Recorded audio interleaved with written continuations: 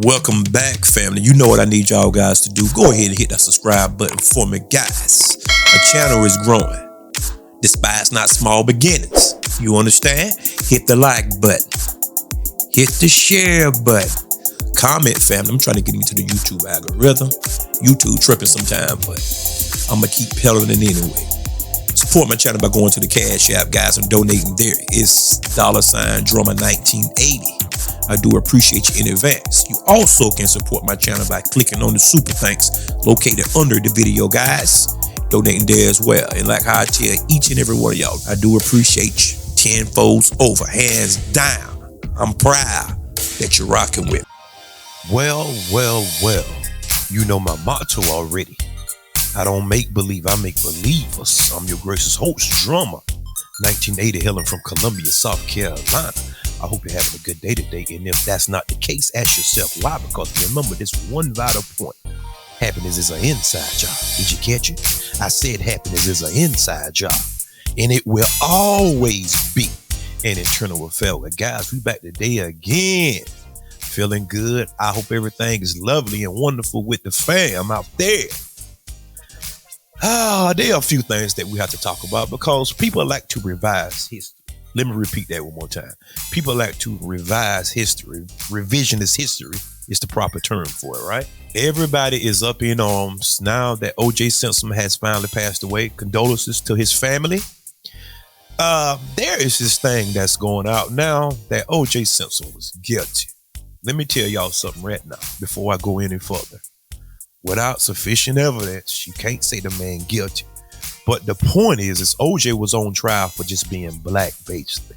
That's what he was on trial for. Because if the roles were reversed, if you take the inverse and say Nicole Simpson was a black lady and OJ Simpson was a white man, this wouldn't have never seen the light of day. You understand that? For those that don't know, probably about 35 and under, perhaps, y'all do not remember the O.J. Simpson case. O.J. Simpson was blamed for the murders of Ron Goldman and Nicole Simpson, okay? But a lot of people don't know the ins and outs of the case. So let me just throw a couple things at y'all guys. When the O.J. Simpson found out that Nicole Simpson was deleted, she was unalive for the sake of YouTube, okay? She was deleted. He automatically complied with the investigation. They took pictures of OJ body. It's on the internet shortly thereafter. Now, if you know anything about the case, they said that Ron Goldman was a black belt. He was like 6'1", 6'2", a black belt. They say judging by his defense wounds and his knuckles and all of that, you could tell that he put up a fight. OJ Simpson didn't have one bruise. Nowhere. And nobody could prove anything otherwise. So that cast that up into the abyss. Okay? His body didn't have no bruises on it. And remember something. Football took a toll on OJ.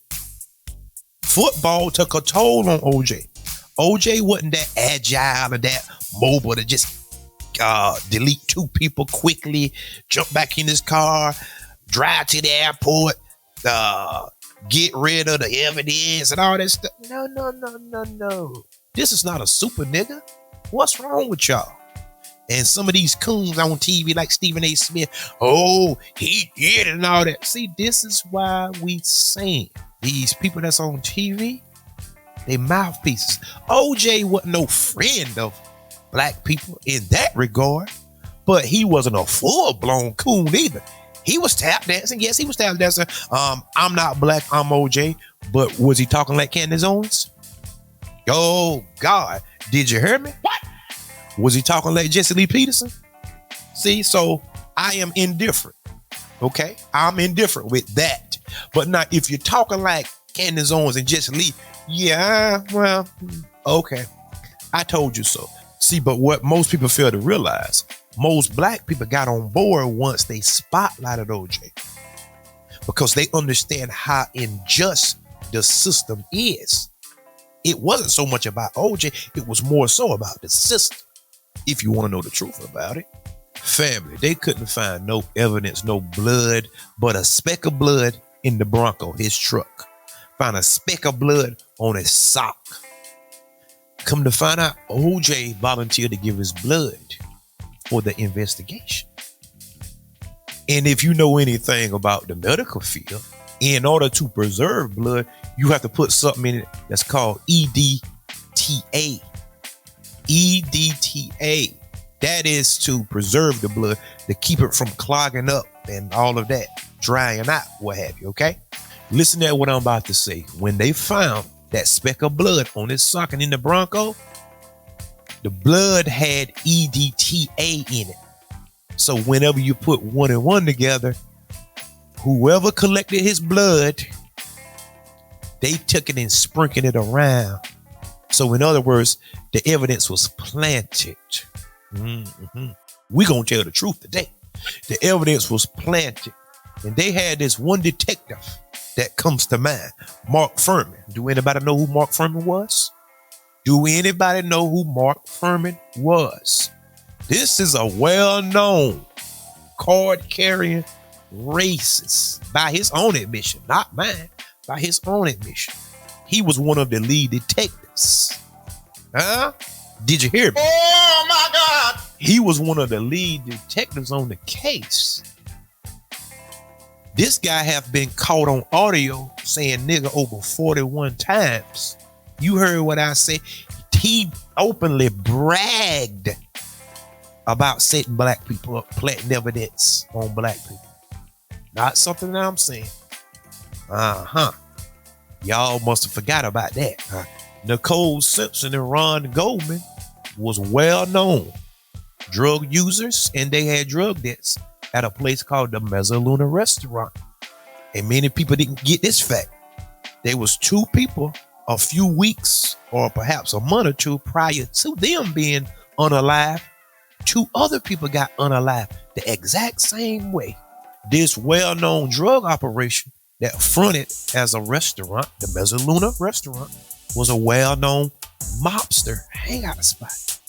See, isn't it funny that everybody can operate and do things underhandedly and don't nobody touch them? Sitting right there in the richest part of town, one of the richest part of town, Brentwood. That's another conversation. And there was people being unalive left and right. But it never came up, did it? It never came up. The timeline doesn't fit. The gloves did not fit. Family, could you just imagine if O.J. Simpson was just the average day Joe Blow and did not have the resources? This guy would have been railroaded in the court. Because you see how they act whenever that he had the resources. They proved the innocent. They still saying the man guilty without no evidence. This is the spirit of these people. I'm trying to tell y'all. I'm going to pose one question to y'all. When have y'all ever known a black man, either with money or without money, to get off in America whenever there is sufficient evidence? Tell me. Because a lot of time there isn't any type of evidence. It's just circumstantial evidence. The lawyers know what I'm talking about. Circumstantial evidence, and they'll still convict you. So common sense tell you they didn't have anything on them. They was just wanting to pin it on them. Simply because they said it was the trial of the century. Not Emmett Till. Not Freddie Gray. Not Eric Gordon. Not Breonna Taylor. Guys, every so often, they just like their grandparents and their great-grandparents and the people that came before them, their predecessors. They like to get a black man, a big, scrawling buck, like to screen him up before the people. See, it's not done by rope any longer. Understand what I'm saying? It's not done by rope any longer.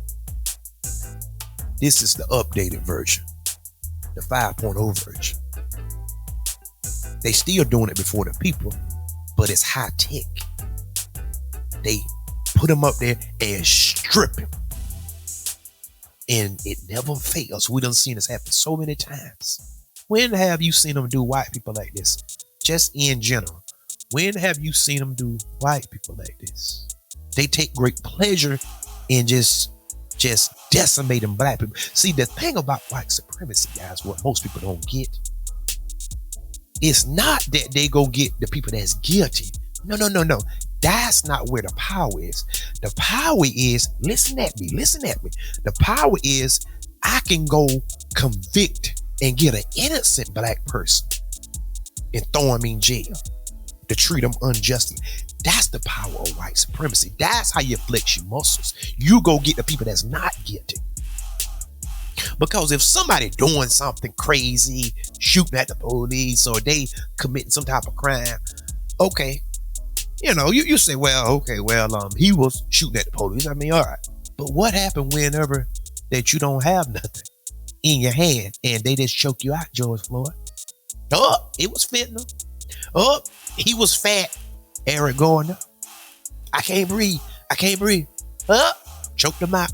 That is the power of white supremacy. It have to flex its muscles in an unjust manner. So guys, what I'm telling y'all is O.J. Simpson did not do it. He didn't do that. And Johnny Cochran came through there doing his job exceptionally well. He clearly was head and shoulders above the rest. Everything that they brung up, he was blocking them off at every turn. And people still got a bug up their anus simply because the guy's not guilty. They couldn't pin something on him. They would tell you to forget about history and all that. And the minute this man passed, what was the first thing that they did? The minute that Kobe Bryant passed, what did they do? But they'll tell you to forget about it. Oh, but remember 9/11. Remember certain things that happened back in the 40s, though. Remember that. But you don't have that privilege to bring up something from the past. How about Carolyn Bryant? How about her? She lied and made a deathbed confession. You didn't see that all on the news, did you? But OJ, all of a sudden, he plastered across the news. This is what we've been trying to tell y'all. You have to be careful what you put before your eyes, because these people can paint a narrative, guys. This is my whole point of making this video. They can paint a narrative and you will go along with the shenanigans. And that Mark Furman guy, he got a little slap on the wrist, but he never got locked up for planting evidence. And guess where Mark Furman is at to this day? This guy served as a forensic pundit on Fox News. This guy sits on Fox News as a forensic analyst. He's a pundit. He's an expert. Yeah, he an expert at planting evidence. Yes. If this guy did it, I would be the first one on board to say, yep, because the evidence is there. There is sufficient evidence on him, and you can't deny the evidence. But in this country and countries abroad as well, because it's global, a black man is guilty until proven innocent because of these kangaroo courts and these draconian laws that's in place. It is there to target you. That's how the system goes. And people just can't fathom the idea that somebody black was dating this white woman. She got unalive, and now he did it. Even though they ain't no evidence, I'm white and I say so. He did it. How about the planting of evidence? Now, well, yeah, but he still did it. Family, go Google everything that I'm saying. Whenever Mark Furman got on the stand, he pleaded the fifth to every single question. Imagine if I was on trial for unaliving my wife, right? The prosecution come and they cross-examine me or what have you, and they come and ask me, Drummer, did you unalive your wife? I say, I plead the fifth. Drummer, where were you on the night of September the 1st at 10 o'clock? I plead the fifth. Drummer, did you hire somebody to unalive your wife? I plead the fifth. Drummer, are you a black man? I plead the fifth. That should tell you alone that I'm guilty. Because the correct response should be no. The correct response should be no. But some people just want this man to be guilty. Did anybody hear Stephen A. Smith? That's shameless what Stephen A. Smith got on national TV. All this evidence. If you don't know anything else, hear me when I say this. Always be on the right side of history. Always be on the right side of history. Tell the truth no matter what. Even though if it pains you to tell it, tell the truth no matter what. If it goes against your core beliefs, that's how you grow, by just accepting the truth. It's very simple. Whatever side has the evidence, that's the side that should prevail, right? But not in this case. But they choose to ignore all of the evidence that point towards everything was planted. The cops was walking through the crime scene, contaminating the crime scene, and all of that stuff. This is what we want to do to show the others. You better stay in line. They always do that. Jonathan Majors, anybody? Running away 8 blocks. Guilty, nigga. But with that being said, guys, go ahead and hit that subscribe button. Come on back to see me. I just had an unction to just talk about this case, okay? Because everybody just up in arms about it, knowing good and well they don't have no evidence. Today is a new day. There will no longer be a time where you can't communicate with your fellow brother, kindred souls, like-minded individuals. No. We can talk now. So guys, put it in the comment section what you think. And until next time, peace. And remember, there is more.